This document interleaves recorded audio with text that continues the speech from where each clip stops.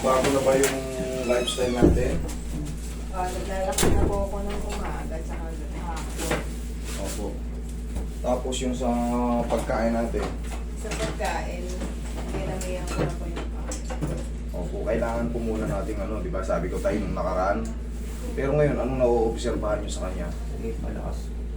Oh, Hindi na ibang hingimay, no? Yung bumabangon na siya ng kan. Bumabangon siya na niya.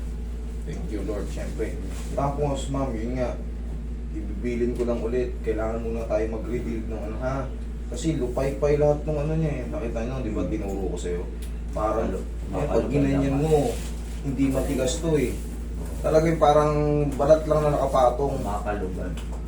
Yan, tapos, pagka tinuloy-tuloy mo, di ba, nakakatayo ka na ng solo. Unti-unti na yan kasi napupuwersa na yan eh. Kakama. Kaya mo na ng ano yan. Pagka ano, o sabihin na natin ano, sabihin na natin ano, talagang siyempre, hindi ka pa makalakad. O, dito, ano, kahit nakaganito lang. Pero hindi, kaya mo na eh. Kuya, kumbaga, hindi mo lang talaga kaya. Kahit dito lang, tapat ka lang sa araw, paligod ka, parang pawisan ka. Tapos, yun talaga, yung sa pagkain mo na, Ang ano ko lang talaga po, ito kumbaga, ang nakakahinder. Gusto ko talaga po maglakad ng maglakad. Kaya, siyempre, pagka po sa mga takot ito, gawa ng simula dito. sa mga nerve na damage kasi sa sciatic. Sa likod. Tapos, nag-worry din po ako kasi parang ito, nakakaramdam na din ng ito, parang may mag-improve. Tapos dito, parang may ngalay na din. Pero yan, kita mo, may improvement na sa ginawa natin. Mag-aano yan, magpo-progress yan in a few kakati natin dyan. Basta, sundin mo lang muna yung ano natin. Kasi every kada may pupunta, kahit hindi sa akin, may ibibilin yan. Para yun ang maging daily ano natin. Kasi kahit hindi man tayo nagkikita, kahit dun sa bahay nyo, diba? Kunyari, may inutos akong exercise. Ganon din sa sa ospital eh. Turuan kayo ng exercise. Minsan nga may ano pa yan eh. May papel pa eh. May video pa eh. O ganito. Sa akin hindi, simple lang. Konting ano lang, basta pag pinawisan ng konti, okay na yun. Ang mahalaga, apoyan sa mga muscle. Tapos rebuild sa pagkain. Nagda-diet kasi si ma'am kahit payat na eh. Oo. Tinto, yung dito niya kasi, kaya sinasabi kong magpakakain muna. Dahil nakakapako talaga yung buong structure na ng buto ni ma'am eh. Oo. Buto na nakalitawan. Parang mainit si ma'am. Ano, may lagnat lang. Kapay mo nga sir. Parang malamig yung kamay ko. Parang may sinat si ma'am. Okay lang. Okay lang? Malamig na yung kamay ko, kaya ano. Malamig. Okay, sige. Higa ka pa. Isa po pating ko, sir. Hindi ko po mataas to. Tuyo pa eh. Pero, ayusin natin yan. Kulang nga sa muscle kasi yan. Ito, ayos naman to. Oh. Ayos yan. Ito na lang. Ito lang. Ilan ba ito dati? Dalawa ba to? Isa lang. Ilan ba to dati? Parehas pa to? Isa lang po. Ano? Yan lang. Ito lang po ang hindi maka-up. Ay, ito lang. Tingnan natin. Yan. Sige.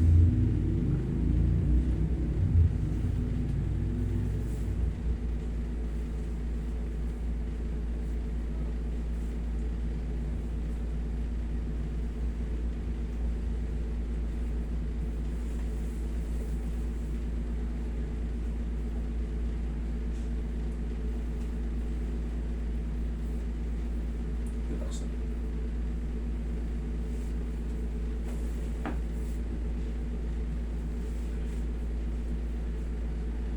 Kaya?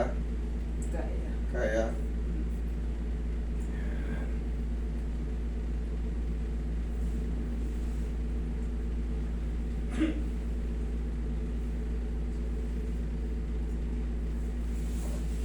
Kinig ka ang patagilid, ma'am. Time pa ako. Bakit? Mahina pa talaga. Ay, napa po. Sige. Ito po talaga. Paano hindi ko maano?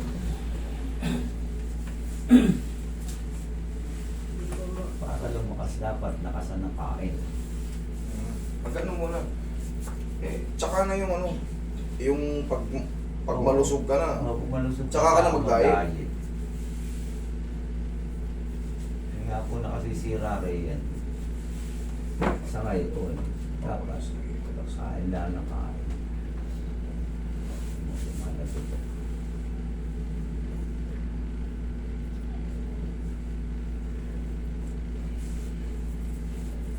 Okay, kabilang side.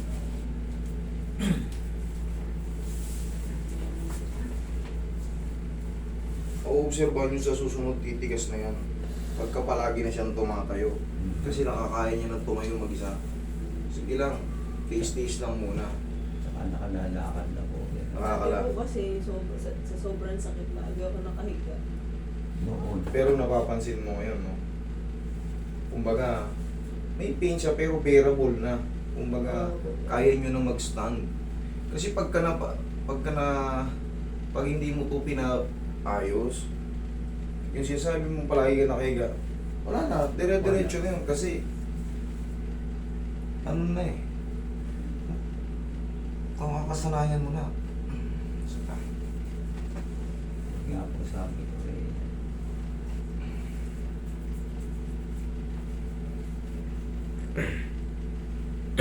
ihaya ka rin. Saan yung mga masasakit na puwet?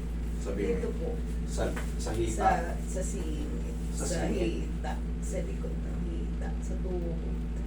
Okay. Hindi siya dito, hindi siya sa kantuhan. Sa mismong legs. Sa mga Sa ganyan. legs. Sa mismong legs. Tapos meron po mga laysa. Nahirapan ka huminga, hindi? May ubo. Ay, may ubo. Okay. Kala ko nahirapan ka huminga. Relax na.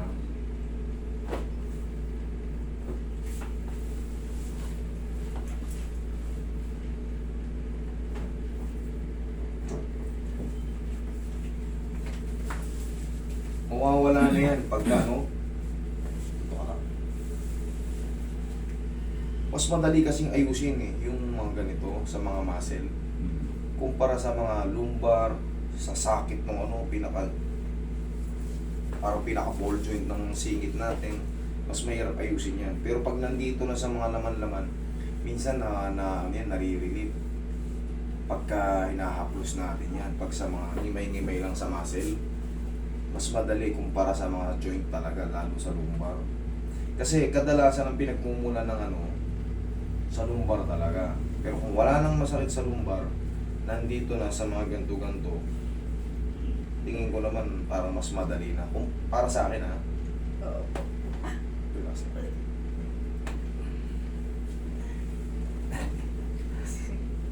Gulat ka na.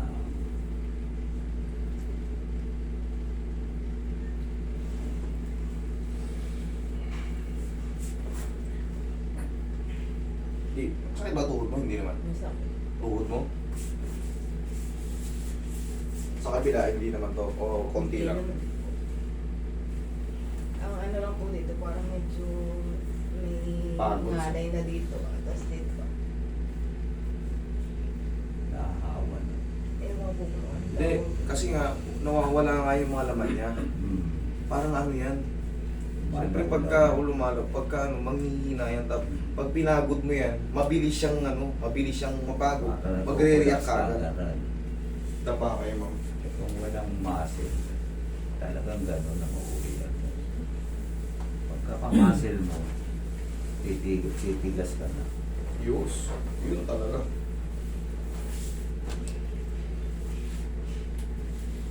Tignan mo tayo, kapayin mo ito.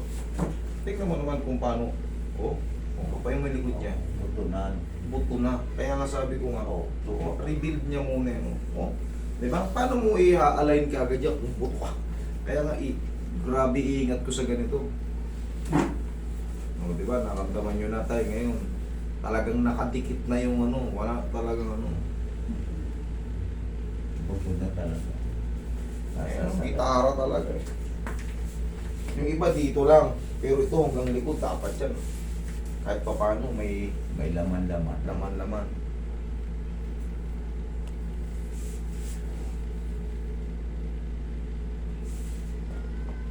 Pina-check nyo na ba yung ano niya, yung liver niya? Pa-check nyo rin. Hindi po. Pa-check mo yung liver mo, ate, kasi inuubo-ubo rin siya eh. Baka hindi lang to problema sa ano eh, sa mga muscle-muscle. Maaaring may kailangan matest yung ano niya. Hindi, ganun pala yung atay yan.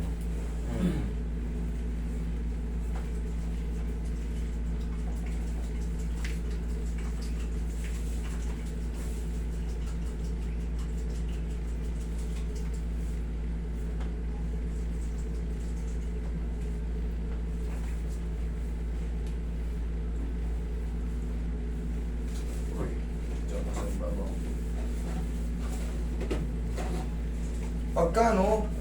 Sa bahay nyo, yung parang nagre-react yung mga muscle, no? Parang ngimay-ngimay. Kahit sarili mo lang, ganunin mo lang ng pao. No? Opo, parang haplos-haplos. Oo, haplos lang ng pagmamahal. Huwag mo nang diinan. Sarili mo lang, ganito lang. Oh. Tingnan mo yung haplos ko. Nararamdaman mong tumatama, pero hindi ka masasaktan. Okay? Ganyan. Opo. Unti-unti yan. Unti-unti yan. Titigas yan. Tapos yun nga, pa-check nyo rin tayo yung ano niya, liver niya. Baka hindi ordinary yung pilay kasi pag ang tao na nangangayayat, di ba yung parang Inubos yan itong carrots, green apple, cucumber. Para pati yung liver niya, wash out dun. ang ano ko lagi, focus namin yung ako. Yan, para sa mga, kasi nagka-cramps yung muscle niya eh. Potassium kasi yun. Mas mabilis makarecover yung mga muscle pagka hindi nagka-cramps. Kasi pag palagi kang nagka-cramps, siyempre palaging stress yun sakit pa naman mo. Yan, mataas kasi ang potassium ng mga yun. Scenery. Celery, carrots, green apple. I-blender niyan, yan ang ititake niya. Gaganda pa yung balat niya ron. Kaya mo kung palilimutan. Ako malilimutan. Green apple. Isang tangkay lang ng celery, kahit nga kalahati lang eh. Isang apple, isang carrots, 2 cucumber. Yung cucumber kasi mataas ang ano yan, water content. Yung apple, vitamin C. Yung carrots, vitamin A. Marami pang vitamina yun na hindi ko lang mabanggit. Sa kabila ka, yun yung masakit niya. Sa kabila ka. Yan. Paro. Yan. Yan. Yan, ang unti-unti ka ng lalakas niyan. Nagkita ka. Claim na natin yan in Jesus name. Matulungan yung katawan mo makarecover. Medyo nasa week, ano ka pa ngayon eh. Pero darating ang mga araw na lalakas ka naman.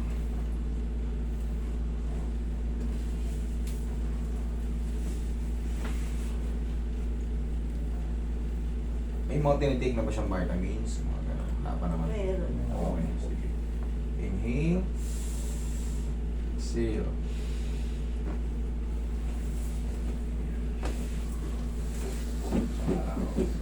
Dito naman tayo sa iba.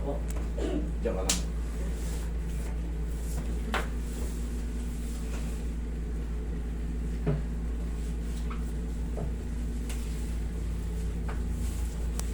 Dapat yung pao mo, Oh, ito. lagi mong gamit. Very safe naman kasi ito. Hindi mo mainiinom eh. Oo. Pag hindi kayo, tandaan nyo, pag hindi kayo allergy, ay Okay kahit lang. ipaligo nyo ito. Pero kung may allergy kayo, huwag nyo na ituloy. Kasi ito, sa labas lang. Ganyan-ganyan yung mga... Pansin mo gumiginahawa ka rito, laking bagay sa mga muscle mo, nare-relax siya. Basta tatandaan nyo, pag hindi kayo marunong mag-massage, isop nyo na lang. Kasi ako, tansya ko na yung lakas ng daliri ko. Kabisado ko na kung sa matanda, sa bata, sa may sakit sa balat.